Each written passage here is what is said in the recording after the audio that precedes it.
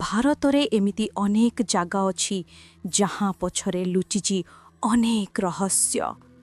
କିନ୍ତୁ ୱେଷ୍ଟ ବେଙ୍ଗଲର ପୁରୁଲିଆ ଜିଲ୍ଲାରେ ଥିବା ଗୋଟେ ରେଲୱେ ଷ୍ଟେସନର କାହାଣୀ ସବୁଠାରୁ ଅଲଗା, ସବୁଠାରୁ ଭୟଙ୍କର। ଏଇଟା ସେଇ ଷ୍ଟେସନ ଯାହାକୁ ଇଣ୍ଡିଆନ୍ ରେଲୱେଜ୍ ନିଜର ରେକର୍ଡରେ ହଣ୍ଟେଡ୍ ବା ଭୂତିଆ ବୋଲି ଘୋଷିତ କରିଥିଲା। ଦୀର୍ଘ 42 ବର୍ଷ ଧରି ଏଇଠି ନା କୌଣସି ଟ୍ରେନ୍ ଅଟକିଥିଲା, ନା କୌଣସି ପ୍ୟାସେଞ୍ଜର ଓହ୍ଲାଇଥିଲେ। ଆପଣମାନଙ୍କୁ ଆଉ ଏକ ଅଧ୍ୟାୟରେ ସ୍ୱାଗତ। ଆଜି ଆମେ ଜାଣିବା ବେଗୁନକୋଦର ରେଲୱେ ଷ୍ଟେସନର ରହସ୍ୟମୟ ଇତିହାସ। କାହାଣୀ ଆରମ୍ଭ ହୁଏ 1960 ମସିହାରେ। ବେଗୁନକୋଦର ଗାଁର ଲୋକମାନଙ୍କ ସୁବିଧା ପାଇଁ ଲଚନ କୁମାରୀ, ଯିଏକି ସାନ୍ଥାଲ ରାଣୀ ଥିଲେ, ତାଙ୍କ ସହଯୋଗରେ ଏହି ଷ୍ଟେସନଟି ତିଆରି କରାଯାଇଥିଲା। ପ୍ରଥମେ ସବୁ ଠିକ୍ ଥିଲା। ଗାଁ ଲୋକ ବହୁତ ଖୁସି ଥିଲେ।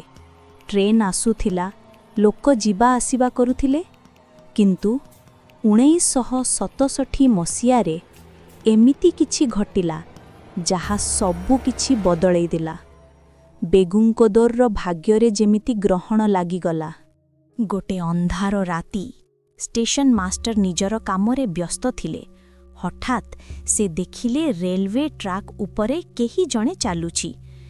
ସେ ଭଲ ଭାବେ ଦେଖିଲେ ଗୋଟେ ମହିଳା ଧଳା ଶାଢ଼ୀ ପିନ୍ଧି ଟ୍ରେନ୍ ଆଡ଼େ ଦୌଡ଼ୁଛି। ପ୍ରଥମେ ତାଙ୍କୁ ଲାଗିଲା ବୋଧେ କେହି ଆତ୍ମହତ୍ୟା ସୁଇସାଇଡ୍ କରିବାକୁ ଯାଉଛି।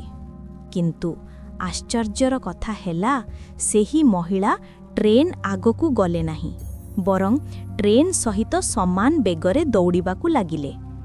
ଗୋଟେ ସାଧାରଣ ମଣିଷ ପାଇଁ ଏହା ଅସମ୍ଭବ ଥିଲା। ତା ପରଦିନ ଷ୍ଟେସନ ମାଷ୍ଟର ନିଜ ପରିବାରକୁ ଏହି ଘଟଣା ବିଷୟରେ କହିଲେ। କିନ୍ତୁ ଦୁଃଖର କଥା, କିଛି ଦିନ ପରେ ସେହି ଷ୍ଟେସନ ମାଷ୍ଟର ଆଉ ତାଙ୍କ ପୂରା ପରିବାରର ରହସ୍ୟମୟ ମୃତ୍ୟୁ ହୋଇଗଲା। ଏହି ଘଟଣା ପରେ ଭୟ ଚାରିଆଡ଼େ ବ୍ୟାପିଗଲା। ଲୋକ କହୁଥିଲେ ସେ ସାନ୍ଥାଳ ରାଣୀଙ୍କ ଆତ୍ମା ଷ୍ଟେସନରେ ବୁଲୁଛି। ଭୟ ଏମିତି ବଢ଼ିଗଲା ଯେ ରେଲୱେ ଷ୍ଟାଫ୍ ସେଇଠି ପୋଷ୍ଟିଂ ନେବାକୁ ମନା କରିଦେଲେ। ପ୍ୟାସେଞ୍ଜରମାନେ ସେଇଠି ଓହ୍ଲାଇବା ବନ୍ଦ କରିଦେଲେ।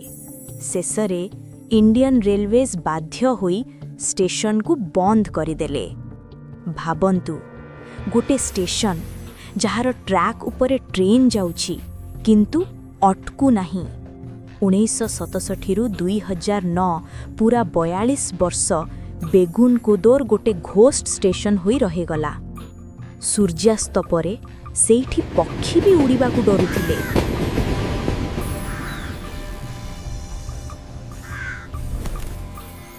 ସମୟ ବଦଳିଲା। 2009 ମସିହାରେ ତତ୍କାଳୀନ ରେଳମନ୍ତ୍ରୀ ମମତା ବାନାର୍ଜୀଙ୍କ ନିର୍ଦ୍ଦେଶରେ ବେଗୁନକୋଦରକୁ ପୁଣି ଥରେ ଖୋଲାଗଲା। ଆଜି ସେଇଠି ଟ୍ରେନ୍ ଅଟକେ, ଲୋକମାନେ ଯିବା ଆସିବା କରନ୍ତି।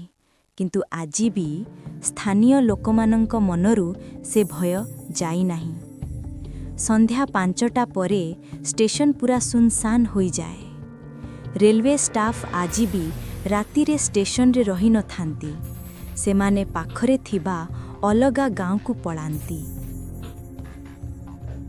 କ'ଣ ସତରେ ସେଇଠି କୌଣସି ଆତ୍ମା ଅଛି, ନା ଏହା କେବଳ ଲୋକମାନଙ୍କ ମନର ଭୟ? ବିଜ୍ଞାନ କହୁଛି ଏହା ଅନ୍ଧବିଶ୍ୱାସ, କିନ୍ତୁ 42 ବର୍ଷର ଇତିହାସ କହୁଛି ଅଲଗା କଥା।